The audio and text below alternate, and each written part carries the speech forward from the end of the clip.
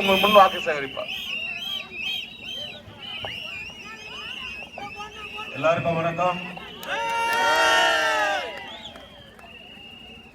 இந்த கூட்டத்தை பார்க்கும்போது இப்பவே ஜெயிச்சாச்சுப்பா, அந்த சந்தோஷம் வந்து நண்பர் கார்த்திக் அமோக வெற்றி அடைவாருன்னு நான் இந்த ஆண்டவன்ட்டு வேண்டிக்கிறேன். அப்பால் வந்து நல்லா பெருமாள் அவர் நல்ல உறுதுணையா இருந்து உங்களுக்கு உண்டான அத்தனை நல்லதையும் செய்யணும்னு சத்தியம் பண்ணியிருக்காரு. அதன்படி இவரை நீங்க விசில் சின்னத்துல முத்திரையிட்டு அவர் ஜெயிக்க வச்சாதான் இதெல்லாம் நடக்கும்.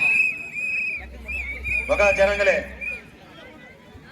மெட்ராஸ்ல சண்டை போட்டு அடிபட்டு அங்க உதப்பட்டு அங்க வந்து இவ்வளவு தூரம் வரேன்னா என்ன விளையாட்டா? விளையாட்டாது. எதற்காக வந்திருக்கான்னு கொஞ்சம் யோசிக்கணும் மக்களே. இத்தனை காலம் நீங்க அநியாயமா வந்து கஷ்டப்பட்டதை நம்மளால பார்க்க முடியல. இவ்வளவு உடம்பு சரியில்லைனால எதுக்காக உங்களுக்கு வர, இவ்வளவு உடம்பு சரியில்லைனால எதுக்காக வர. நண்பர் கார்த்திக் இங்க நிக்கிறாரு. யாருக்காக நிக்கிறாரு? உங்களுக்காக நிக்கிறாரு. நல்லா கேட்டீங்க, உங்களுக்காக நிற்கிறாரு. உங்க நல்வாழ்வுக்காக தளபதி விஜய் நிற்கிறார்.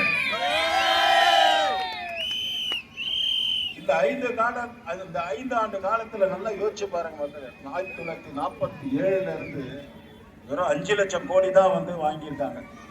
ஆனா இந்த 5 வருஷத்துக்கு முன்னாடி இப்ப வரைக்கும் மேல ஒரே 5 வருஷத்துல 5 லட்சம் கோடி வாங்கியிருக்காங்கன்னா வேர்ல்டுலயே இந்த மாதிரி அநியாயமான லஞ்ச ஊழல் இடத்த நான் பார்த்ததே இல்லப்பா.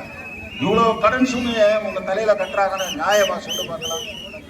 நல்லா யோசிங்க. இப்போ உங்க வீட்டுல யாருன்னா ஒருத்தர் வந்து சரியா வேலை செய்யணும், என்ன கேட்பீங்க? ஏப்பா மாசமான சம்பளம் வாங்க தெரியுது, அப்புறம் ஏப்பா வேலை செய்ய வேண்டியதானே கேட்குறீங்கல்ல? அப்போ உங்களுடைய வரி பணத்துல, நம்மளுடைய வரி பணத்துல ஒரு முதலமைச்சரா ஆக்கி இருக்கீங்க. அது தீய சக்தியை மாத்துதுன்னா எப்படி மாறுச்சு? நீங்க கொடுத்த சக்தி தான்ப்பா. அந்த சக்தியை மீண்டும் நீங்க பெற வேண்டும் என்றால் அந்த சக்தி மீண்டும் இங்கு தளபதி பக்கம் வந்தால் தான் உங்களுக்கு நல்லது நடக்கும். தீய சக்தி என்பது இன்னைக்கு தீங்கி போன சக்தியா மாறணும். அதெல்லாம் உங்க கையில இருக்கு. அந்த 5 லட்சம் கோடி இவங்க அப்படி இது பண்ணவங்க